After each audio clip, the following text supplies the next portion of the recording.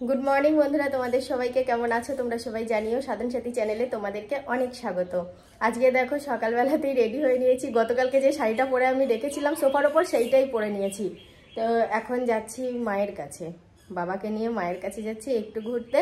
তো চলে আসবো, এসে রান্নাবান্না করব, একটু বেলা হবে। তোমরা তো জানোই যেদিন বাড়িতে থাকি সেদিনও কাজের মাঝে একটু রান্না দেরি হয়ে যায়। আজ না একটু ঘুরতে গিয়েই রান্নাটা দেরি হবে, তো কি হয়েছে।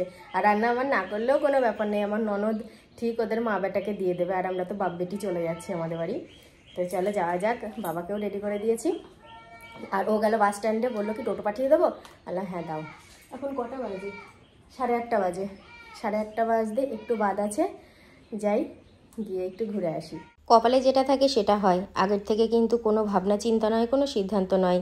তো ভাবলাম আজকে একটু যাই। আর সত্যি কথা বলতে কি একটু আমার দরকারও আছে, তো সেই কারণেই বাবাকে নিয়ে যাচ্ছি, আবার ফিরবো। তবে আমার কিন্তু বেশ ভালো লাগছে, যেতে পারছি।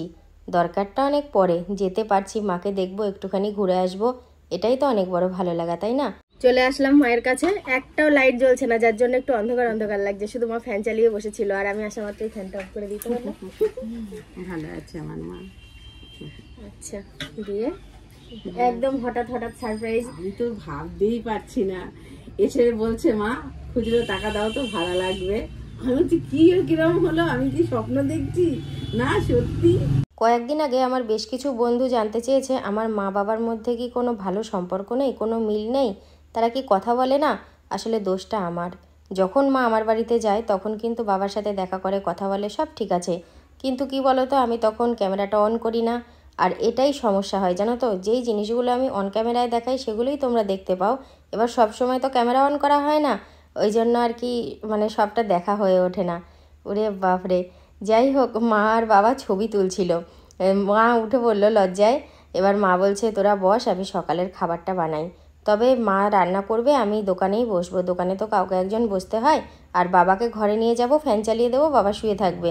মা সকালের খাবার বানানোর জন্য ব্যস্ত হয়ে গেছে। আমি বারবার বললাম যে সকালের খাবারটা বানিও না, কারণ আমি তো বেরিয়ে যাব 12:30টার মধ্যে। বাড়িতে আমি সেরকমটাই কথা দিয়ে এসেছি। মন ছুটেছে, দরকার আছে, চলে এসেছি, সব ঠিক আছে। কিন্তু কথা মতো তো আমাকে পৌঁছাতে হবে, তাহলে পরবর্তী সময় আবার কখনো আসতে দেবে। আর সত্যি কথা বলতে কর্তামশায়ের সেভাবে অনুমতি নেওয়া হয়নি। ও ঘুমাচ্ছিল, ওকে বললাম যে এরকম এরকম একটু দরকার আছে, বাবাকে নিয়ে আমি যাচ্ছি। ও হ্যাঁ না বলবে কি, মানে তার আগেই আমি বেরিয়ে এসেছি। আসলে একটু দরকারটা খুব জরুরিই ছিল, তো সেই কারণে। আর মা এখানে বসে পেঁয়াজ রসুন ছাড়াচ্ছে। মা আমরা আসার সাথে সাথেই রান্নার ব্যবস্থা শুরু করে দিয়েছে। এক্ষুনি বাড়িতে আমার বরকে ফোন করেছিলাম, ওর সাথেই কথা বলছিলাম। তো বললাম যে আমি নেই বলে যে তুমি খাবে না সেটা করো না, খেয়ে নিও। আর আমার খাবার চলে এসেছে, এই যে ডিম টোস্ট। ঘরে বাবা খাচ্ছে আর আমি দোকানেই বসবো, কারণ মা রান্না করবে। রান্নাবান্না করে মানে রান্নাবান্না হয়ে গেলে খেয়ে দিয়ে তো আবার টুক করে চলে যাব। আসলে আমার একটু ছোট্ট দরকার ছিল, তো সেই কারণেই আমাকে আসতে হলো। নাহলে হয়তো এইভাবে হুটহাট চলে আসতাম না। আমি তো জানোই তোমাদের কানে ছাতা ধরিয়ে দিই, কোথাও যদি যাওয়ার থাকে সেটা 10 দিন আগে থেকে বলে, নিজে যদি জানতে পারি।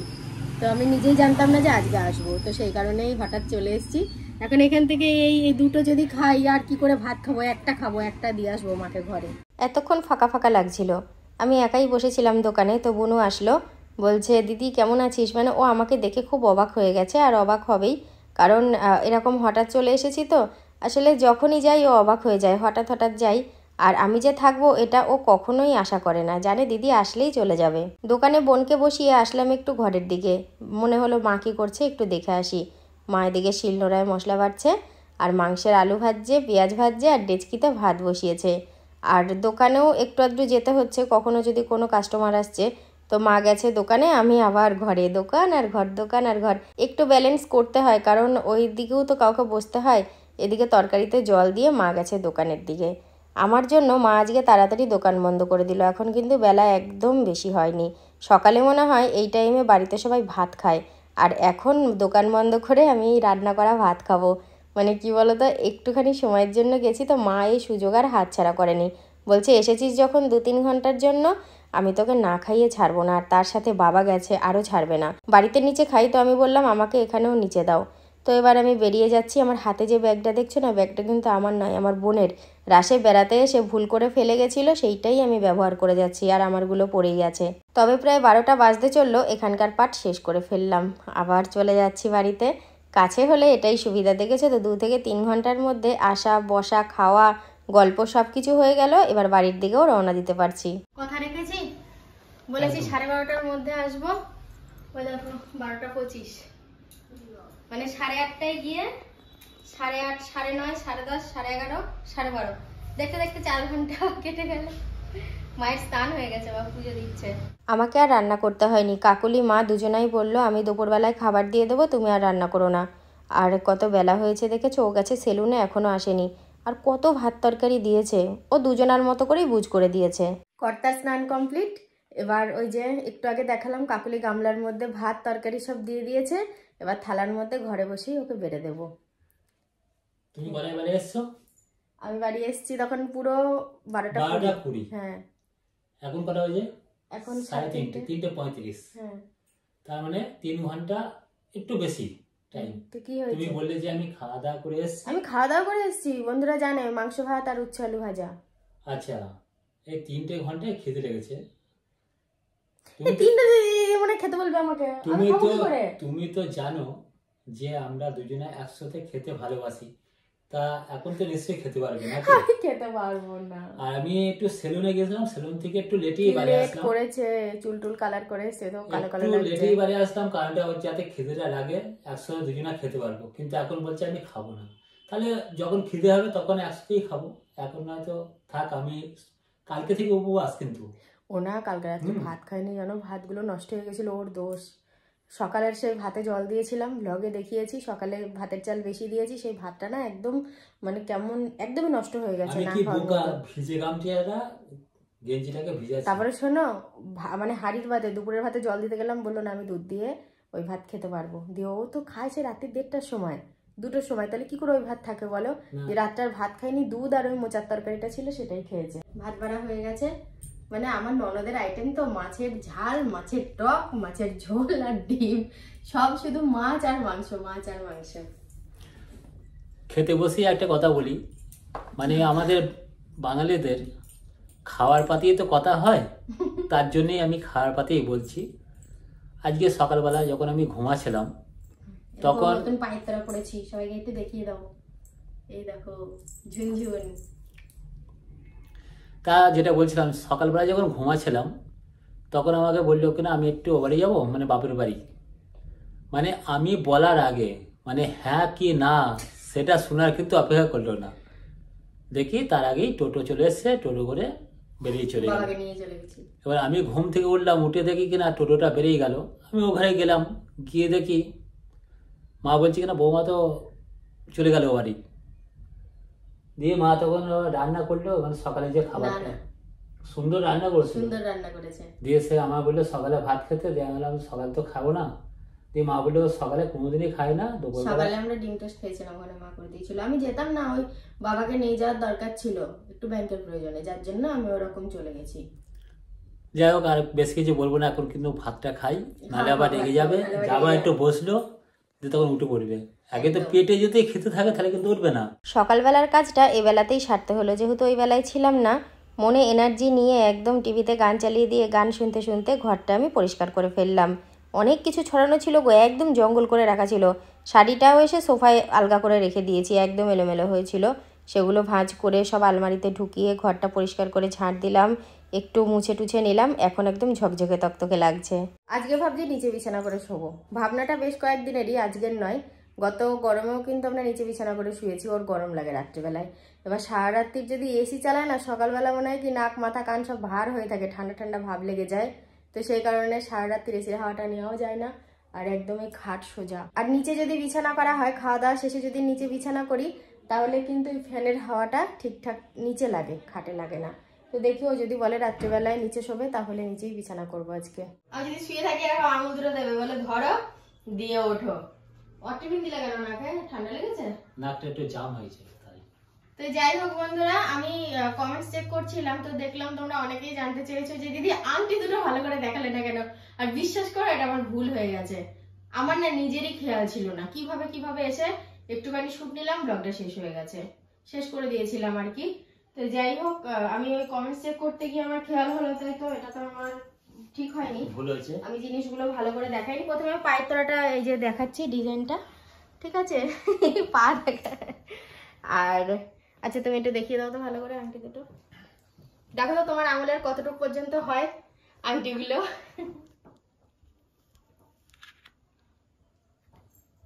ডিজাইনটা একটু কাছ থেকে দেখাও। হ্যাঁ,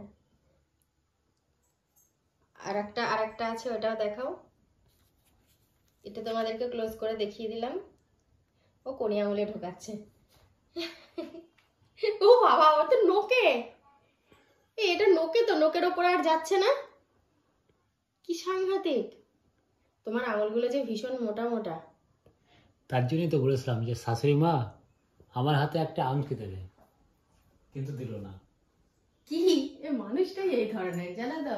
বিয়ে হয়ে গিয়েছে 16 বছর, শ্বশুর বাড়ি থেকে কি পেয়েছে কি পাইনি সেই হিসাবের খাতা এখনো খুলে বসে আছে। একটা জিনিস আমি কালকে থেকেই ভাবছিলাম। কি ভাবছিলে? তোমার একটা মুসুরি ডালের নাকে ছিল মনে আছে? সেটা আমি এখনো পড়ে আছি। না, বিয়ের পরপরই। না, আমার তখন পাথরের নাকের ছিল নাকে, সত্যি সত্যি। যাই হোক হবে, তোমার ওই নাকেরটা ভেঙে গিয়েছিল।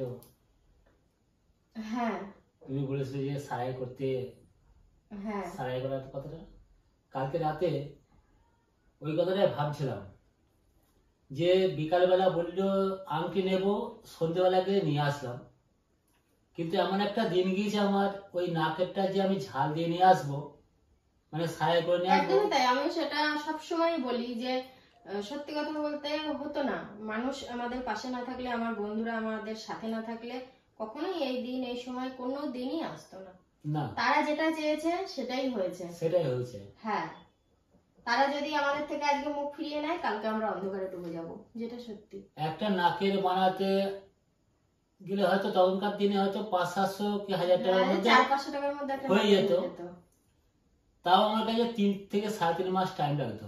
আমাদের এখানে বৃহস্পতিবারে মুদিখানা দোকান বন্ধ থাকে, তো সেই কারণে ডিম পাইনি। সোয়াবিনের তরকারি করবো ভেবেছিলাম, সেটাও পাইনি, মুদিখানা দোকানই তো বন্ধ। তো যাই হোক, গতকালকের ভেন্ডিগুলো রয়েছে, তো ভাবলাম ঢেঁড়সগুলো যদি রান্না না করা হয় কালকে অবধি আরও শুকিয়ে যাবে।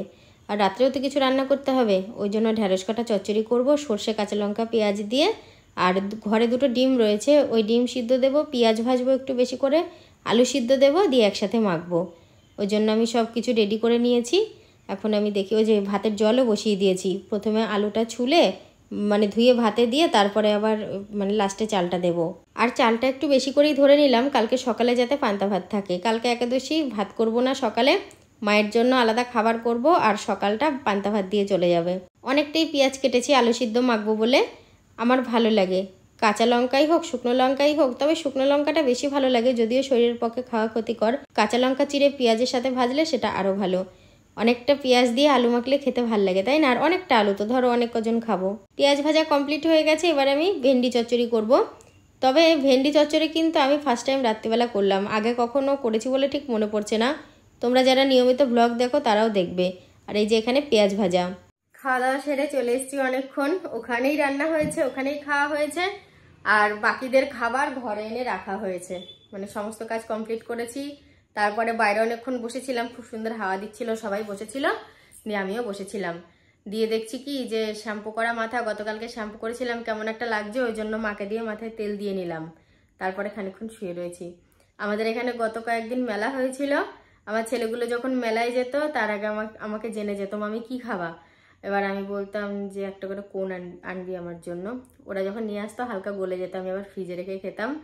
দিয়ে ওই 3 দিন পর পর খেয়েছি, তো দিয়ে আজকেও মনে হচ্ছে কি যে খাওয়া হয়ে গেছে অনেকক্ষণ, রাত্রেবেলায় হচ্ছে একটা কোন খাই মনে হচ্ছিল। দিয়ে তারপরে এই যে একটা লাল লাল লাগছে না, সিঁদুর লেগেছিল।